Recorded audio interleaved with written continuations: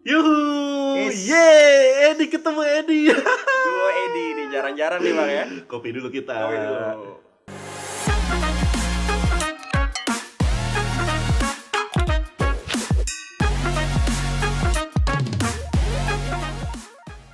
Seger banget. Pokoknya seger banget nih kopinya. Seger ya? Luar biasa, Seseger perasaan Edi ketemu Edi hari ini. Happy weekend. Yap, Bang. Senang banget bisa akhirnya ketemu Edi Fajar Prasetyo. My pleasure Bang, ini seneng banget. Eh, Kalau tadi sempat diskusi, ini kita meskipun akhir pekan bukan berarti berakhir pelan ya. Ini luar biasa ini. Meskipun akhir pekan TKW tapi luar bro. biasa. TKW apa tuh, Bang? TKW, Apa tuh, tenaga TKW? kerja weekend. Yang lain pada istirahat, luar biasa ya Bang. Thank you. Di Ya Bang. lagi ngurus apa sekarang? Pasti banyak lah yang diurus. Oke. Kegiatan sekarang karena COVID dibatasin, tapi nggak ngebatasin ruang lingkup teman-teman buat ada beberapa kegiatan penyesuaian. Kita kemarin baru bikin semacam rumah literasi. Jadi ada konsep taman baca di situ yang kita coba sajikan program-program buat generasi milenial dan generasi Z, dikombin sama motor listrik. Jadi kita sebutnya kopi literasi. Jadi bisa ngopi, discuss, sama ada kegiatan-kegiatan yang menyasar segmen-segmen muda sih. Nah, ini kegiatan yang baru aja diselenggarakan. Betul. Jadi teman-teman, Edi Fajar Prasetyo ini terkenal emang gak ada matinya. Gile sih. Ya harus menyesuaikan Bang, harus menyesuaikan. Nyala dong. terus ya, Harus semangat lu nyala menyesuaikan. terus ya. Iya. Lu nggak bosan apa gitu? Udah banyak kayaknya penghargaan yang udah lu dapet. Gantian dong, gantian. Kasih ke yang lain. Iya teman-teman, Edi ini nggak cuma dapat penghargaan di level RT RW, kecamatan. Dan meskipun Iya. sekarang akhirnya terlibat jadi pengurus RW.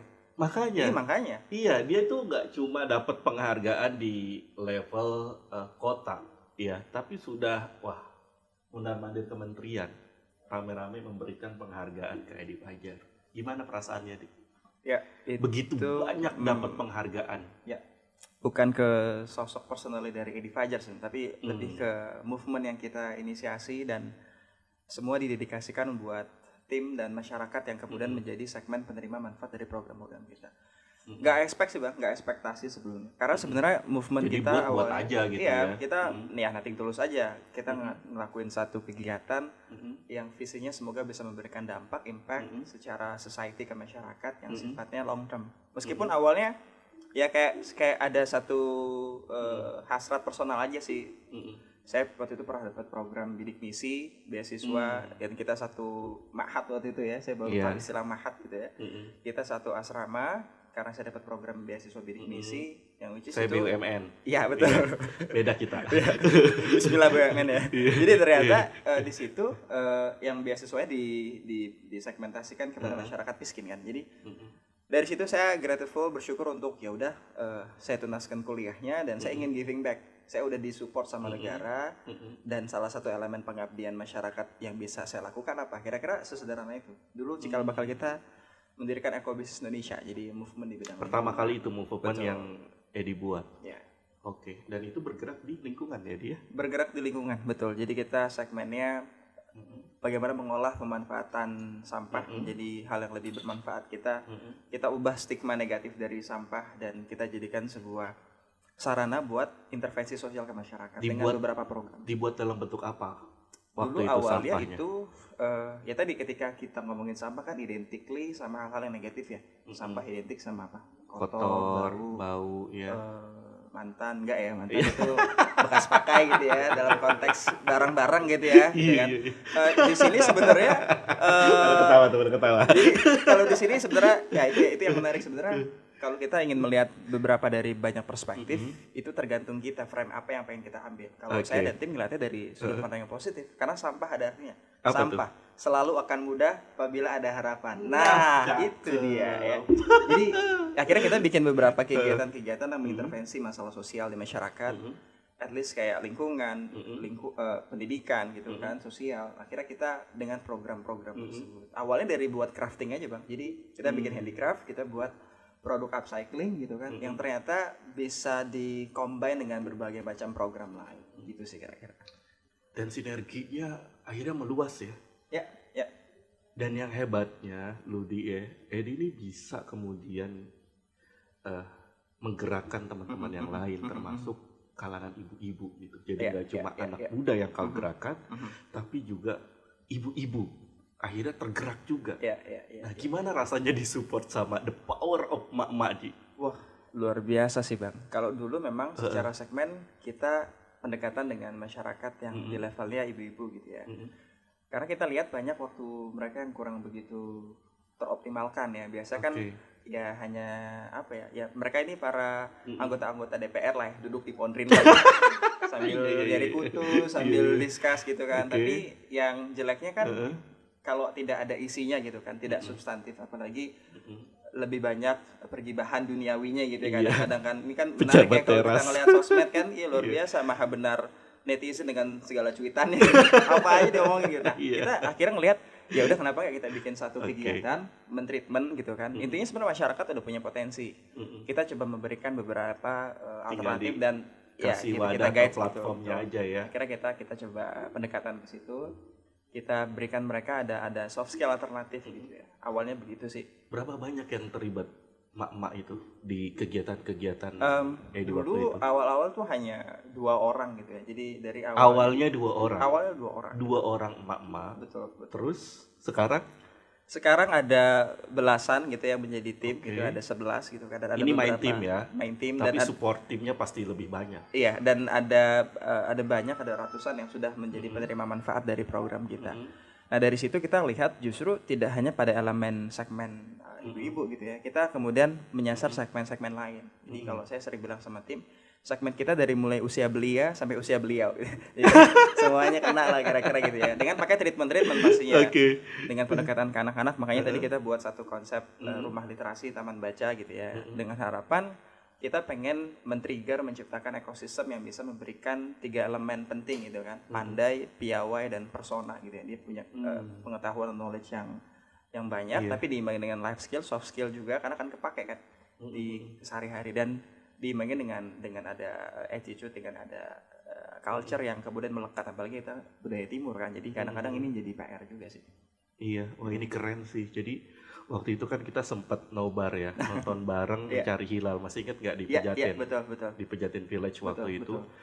Dan di saat kita datang ya dengan komplotan muda ya, Edi datang dengan emak-emak yang waktu itu jumlahnya lumayan banyak ya. Banyak banyak banget. Dan wah, luar biasa sih. Luar biasa. Edi dikelilingi sama emak-emak gitu, dan ini keren karena biasanya emak-emak itu kalau udah falling in love sama kalau udah fans misalnya mereka mengidolakan Edi, wah itu nggak selesai itu, bisa berjilid-jilid itu kayak ikatan cinta. ya menarik sih Bang, itu waktu kegiatan itu pun menjadi satu hal yang excited ya. Jadi maksudnya jarang-jarang mungkin kan ada nonton bareng, kita ke mall bareng. Jadi ya sebenarnya bukan lagi menjadi segmen yang berbeda. Jadi sebenarnya selain hiburan itu juga termasuk jadi kegiatan literasi juga ya. Betul. Apa yang ditonton atau tontonannya itu sangat mendidik dan bisa jadi referensi mereka juga. Terlebih mereka ya sebagai orang tua juga gitu. Karena Mencari Hilal ini kan intinya ada pendidikan komunikasi antara antara orang tua dengan anaknya gitu. Ya itu, karena itu menjadi poin yang penting juga kan. Kadang-kadang ada gap kelahiran yang kadang-kadang kita susah menyampaikan komunikasi kepada entah itu anak atau orang yang lebih muda usianya. Jadi dengan sarana film seperti itu jadi sebenarnya reflektif kan. Jadi secara tidak sadar gitu kan, menyaksikan alam bawah sadar, dan sebenarnya itu ada satu edukasi yang terhujam gitu kan. Sebenarnya tidak ada konteks mengajari, tapi ketika nilai-nilai dari film itu yang kemudian relate dengan kehidupan sehari-hari, itu menjadi satu insight yang menarik untuk bisa diambil petik gitu hikmahnya. Iya. Di penghargaan begitu banyak yang sudah Edi terima gitu ya. terus sudah banyak kegiatan yang Ya. Edi lakukan. Ya. Dampaknya pun sudah terasa lah ya. Amin, semoga Sudah terasa. Gitu.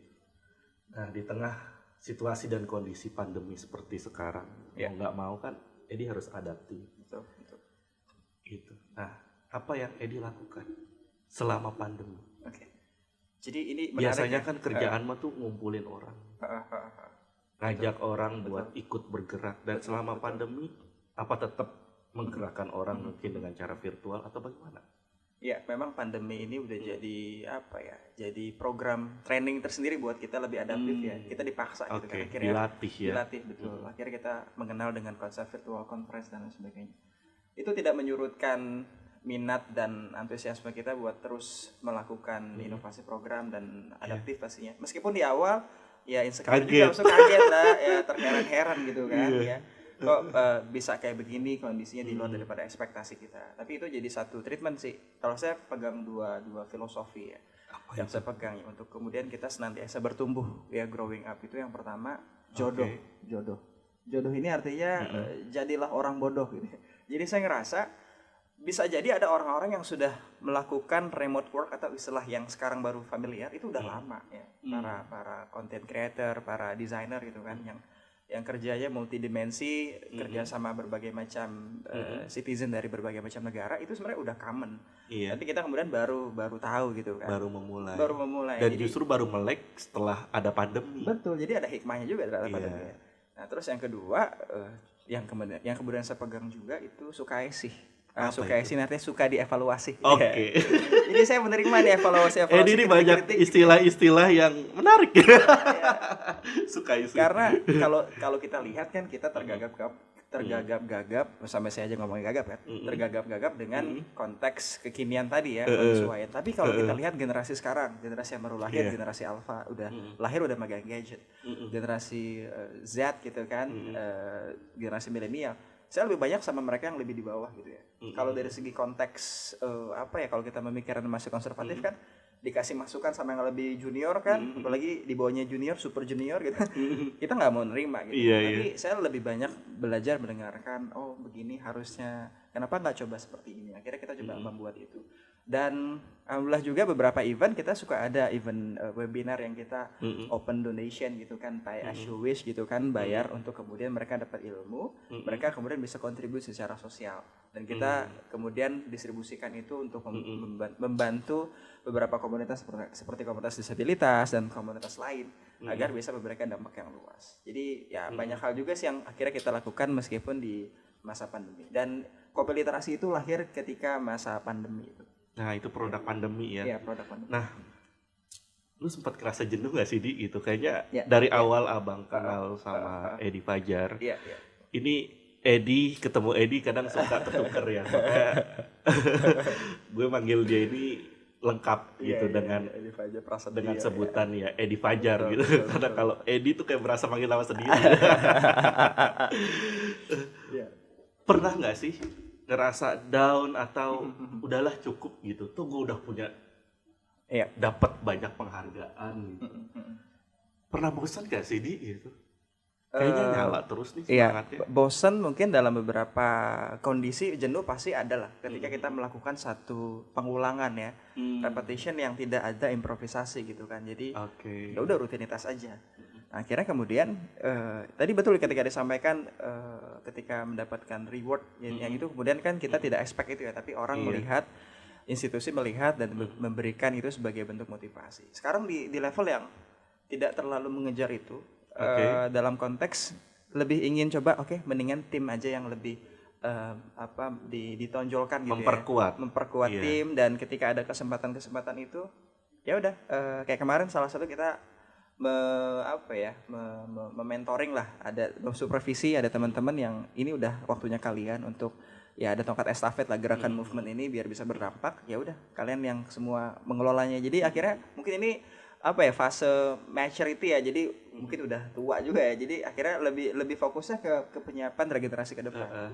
Terakhir akhirnya kita juga bikin satu yayasan, jadi gerakan kita yang movement itu kemudian dibuat secara legal. Jadi kita juga ada lagi gerakan lain namanya Gajahlah Kebersihan. Apa itu? Jadi Gajahlah Kebersihan ini movement yang melibatkan lebih banyak anak-anak muda buat concern di bidang lingkungan ya.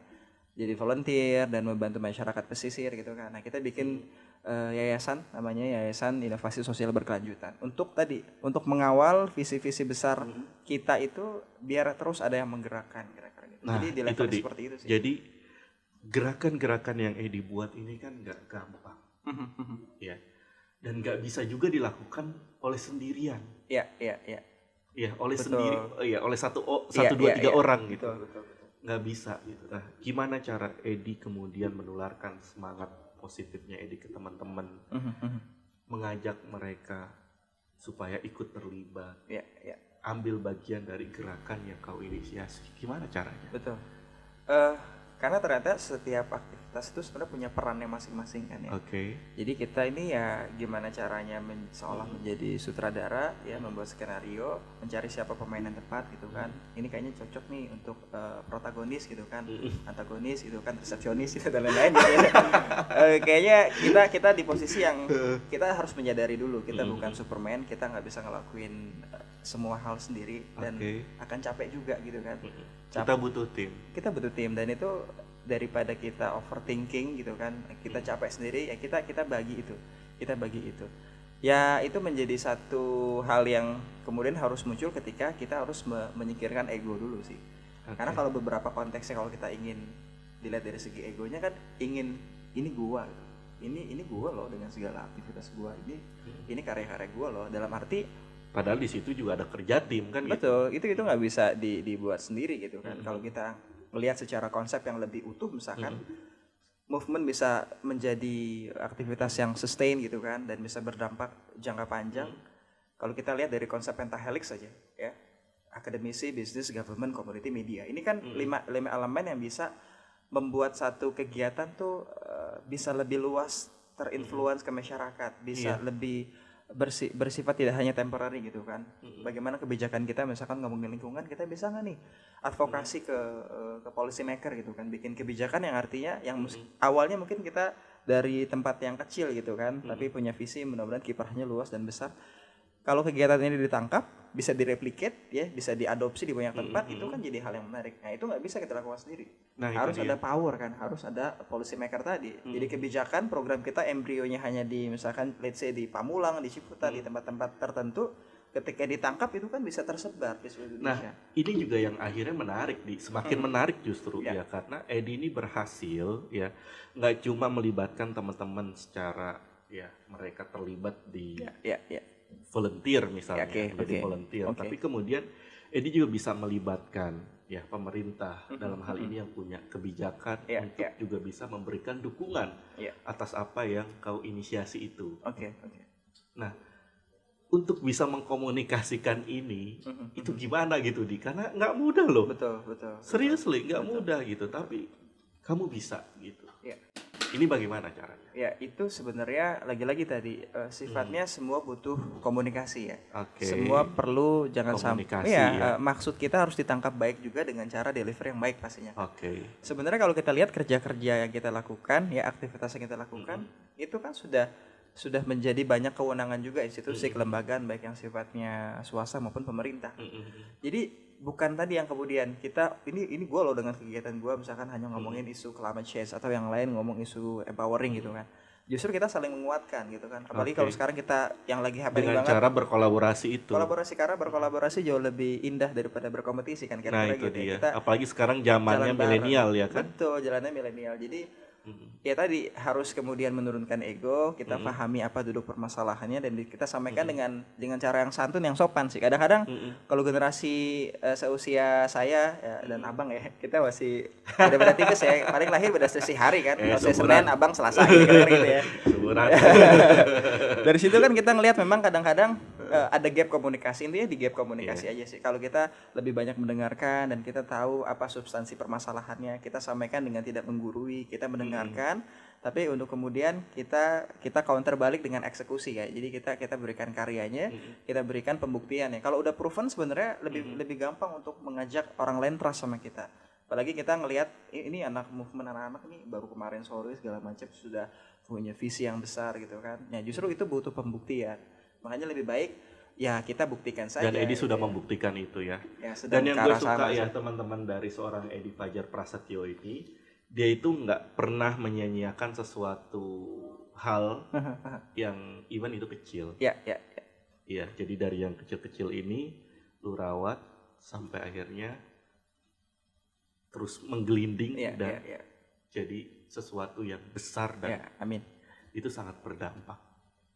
Kayak gitu ya, Di. Efek bola salju sih, karena kalau gue ngelihatnya Bang, kadang-kadang kan kita suka mengapresiasi hal-hal yang besar ya, padahal hal-hal yang besar itu bentuk dari tipping point, dari pengulangan, dari replikasi hal-hal yang kecil gitu kan.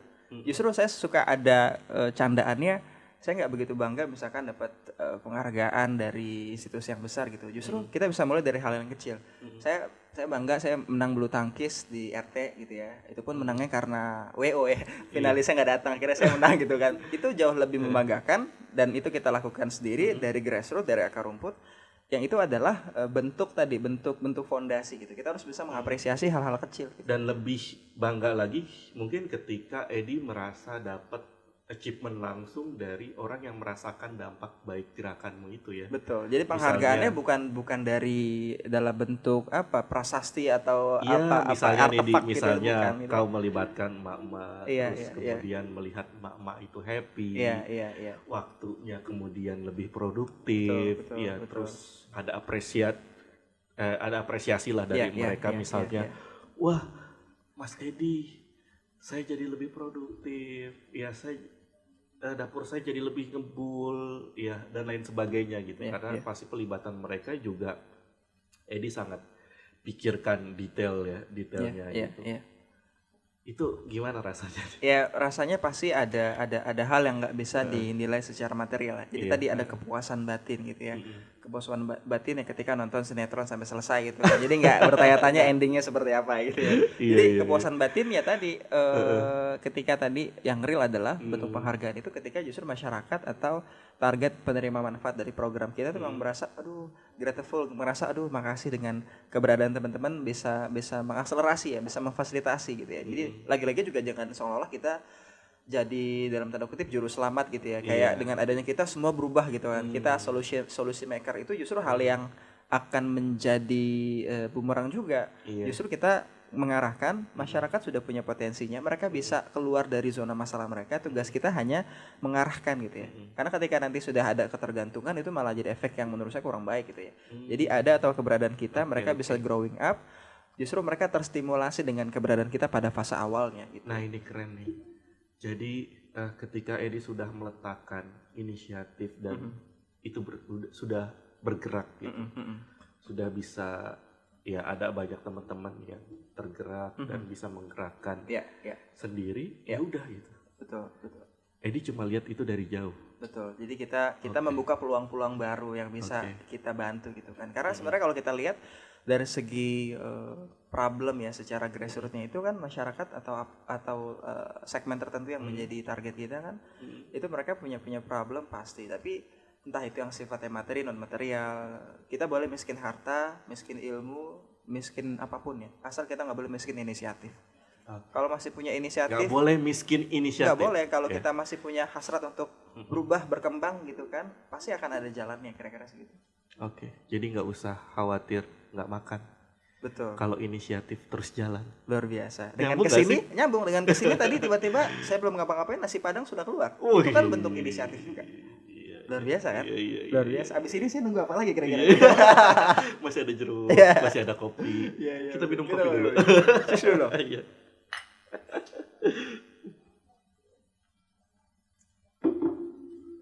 Jadi seru teman-teman.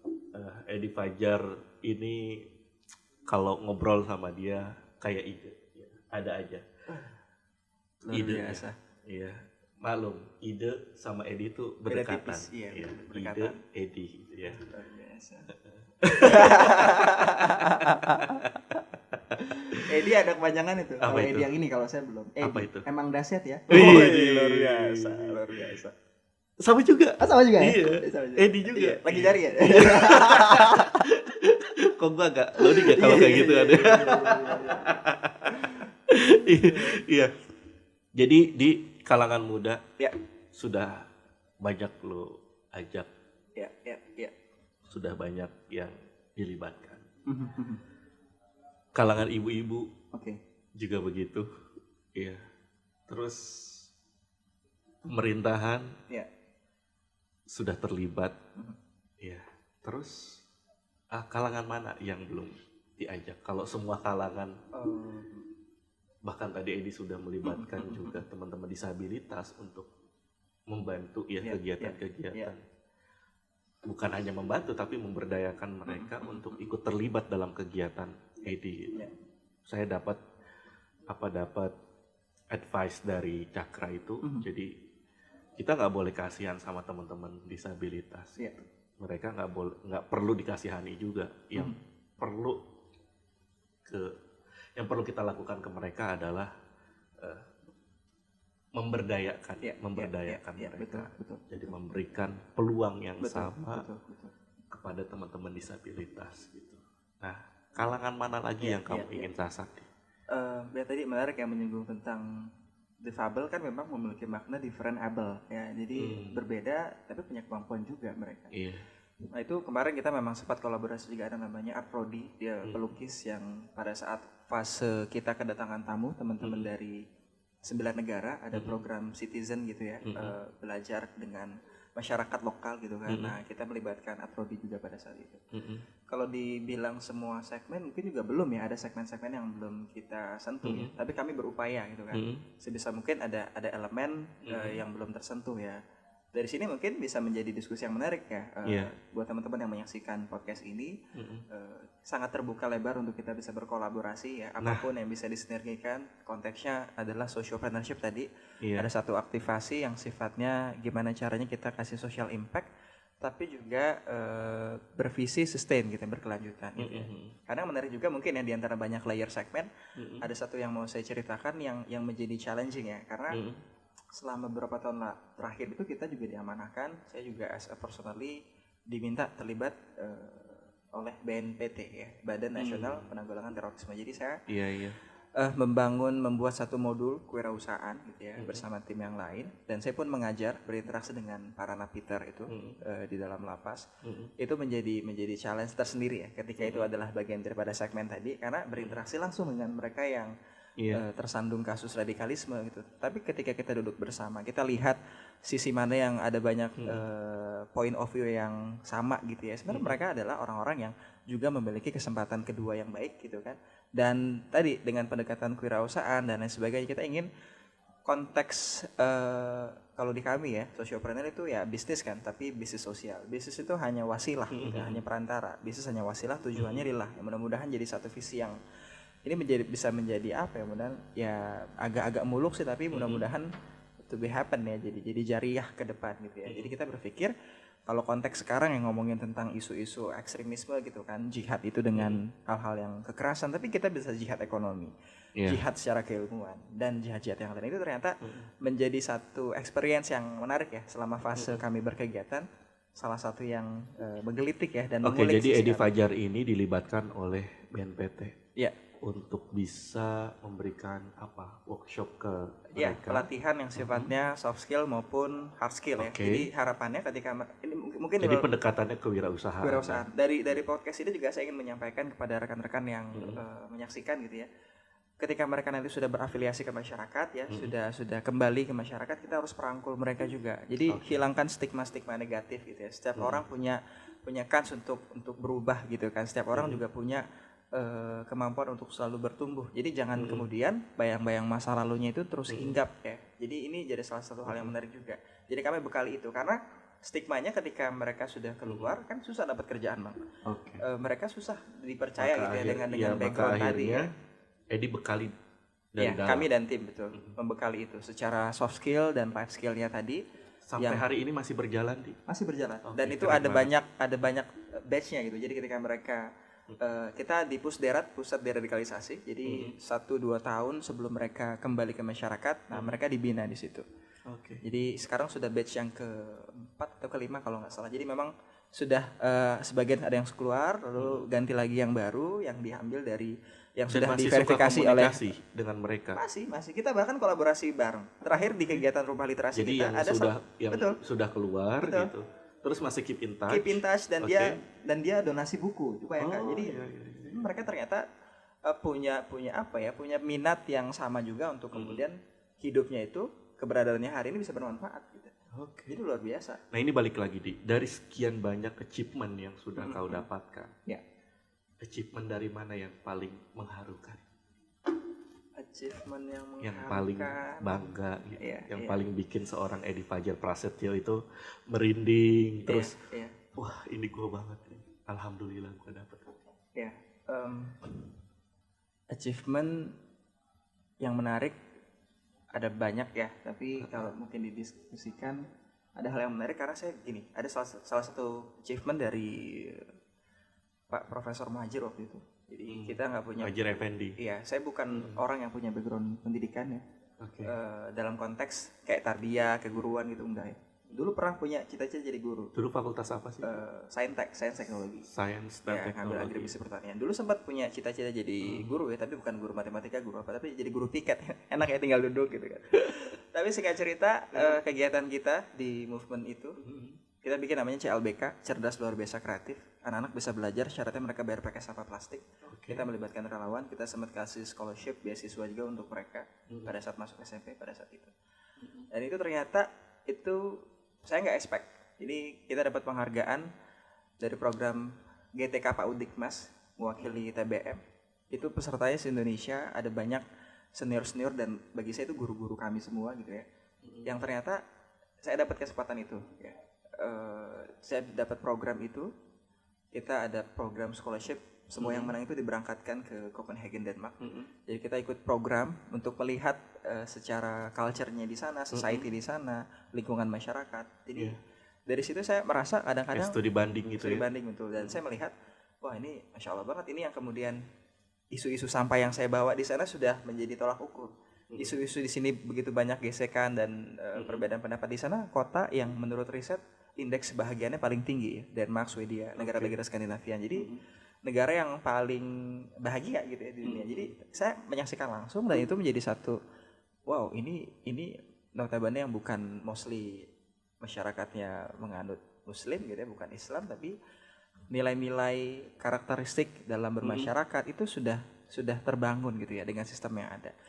Yaitu kemudian menjadi satu spirit ya, jadi satu spirit untuk kemudian ketika sampai di Indonesia kita bawa itu dan kita coba terapkan dalam beberapa program-program kami sih gitu.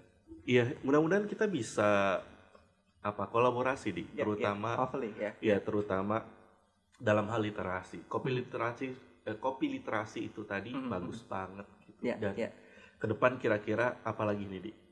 Apalagi yang kepengen kau buat gitu, selain dari kopi literasi? Ya, apalagi ditambah dengan segala challenge yang ada sekarang ini. Ini yang ada yang lagi kita bangun juga. Kita dapat amanah untuk create satu event cukup besar di Oktober ini, specifically di Tangerang Selatan. Dan ini jadi satu momentum juga ya karena masih muda ya, kita masih muda, jadi kita pengen membuktikan gitu ya. Kita akan bikin event yang terdekat ini, Tangsel Youth Fest 2021. Spirit yang kita usung semangat baru para pembaharu. Karena mereka-mereka yang lahir di generasi sekarang atau generasi Covid ya, semua para pembaharu yang memang pada zaman ya. Kalau saya suka berkelakar, buat yang kuliah aja kan semua online ya.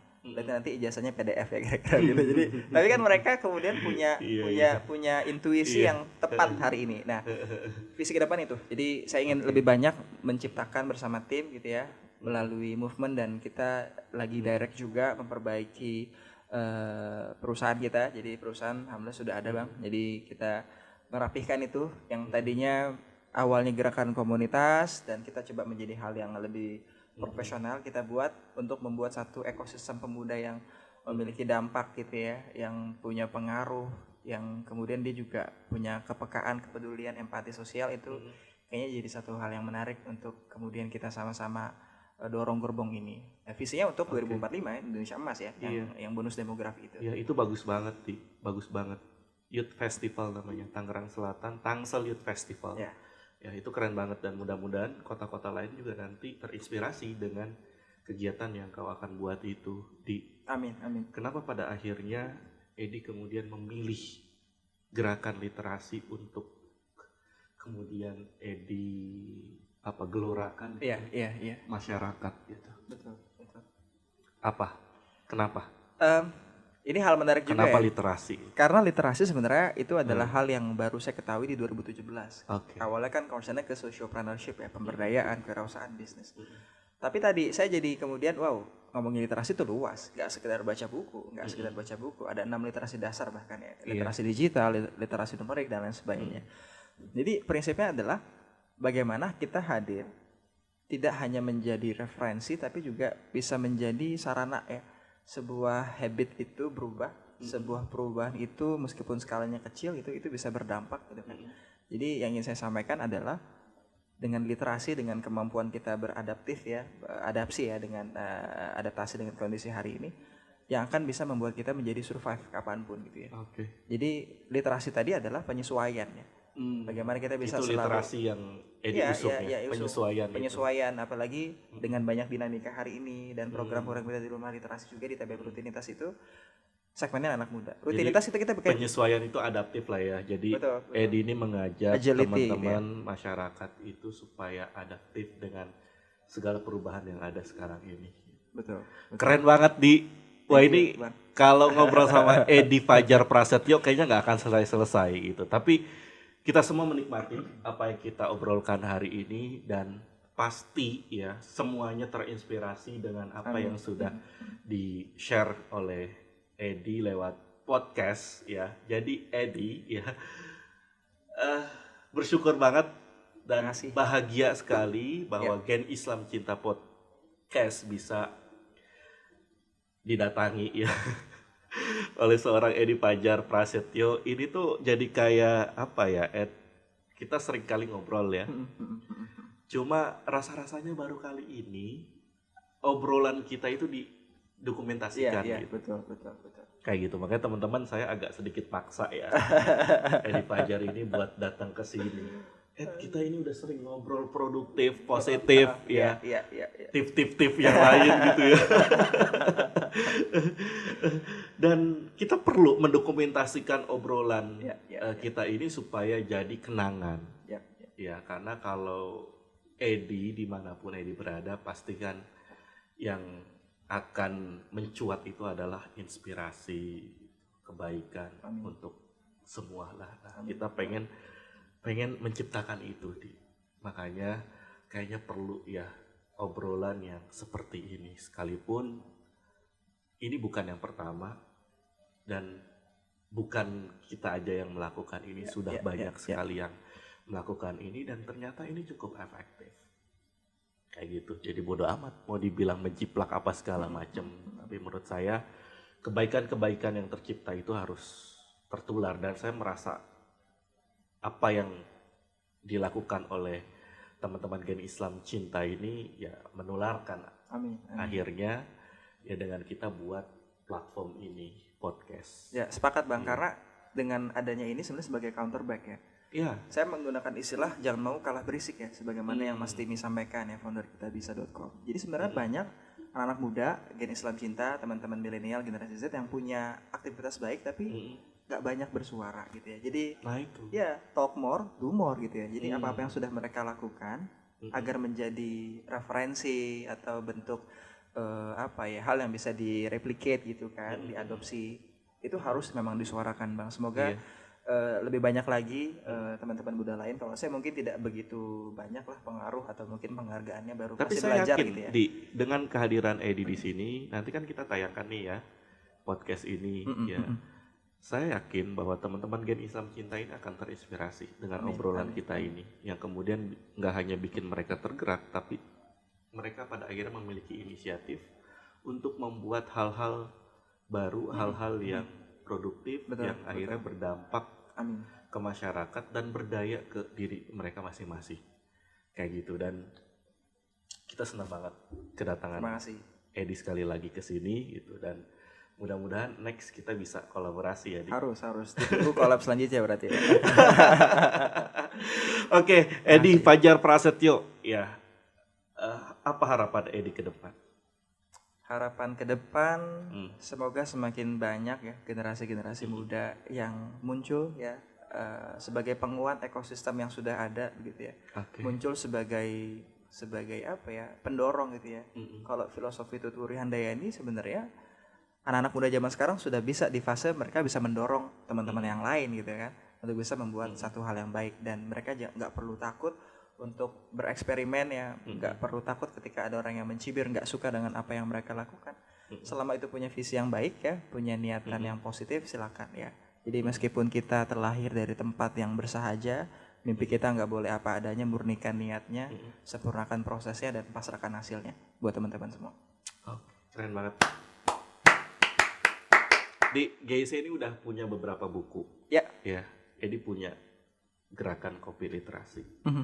Nanti boleh GIC kirim buku-buku ke komunitas Edi di kopi literasi. Terima kasih. Pasti akan senang banget dan antusias pasti teman-teman akan sering baca di situ. Iya. Ada buku-bukunya juga kan? Iya, betul. Konsepnya memang pustaka bergerak. Oke. Sip. Thank you banget Di atas kehadirannya. Ya. Mudah-mudahan next kita bisa bertemu lagi. Amin. Di banyak tema ya. Insyaallah. Kita ngopi dulu Di. Ngopi dulu. Ngopi lagi maksudnya. Iya, udah habis. Kita kopi literasi dulu. Iya, ini kopi ya. Kopi ada buku literasi. Kopi literasi ya benar.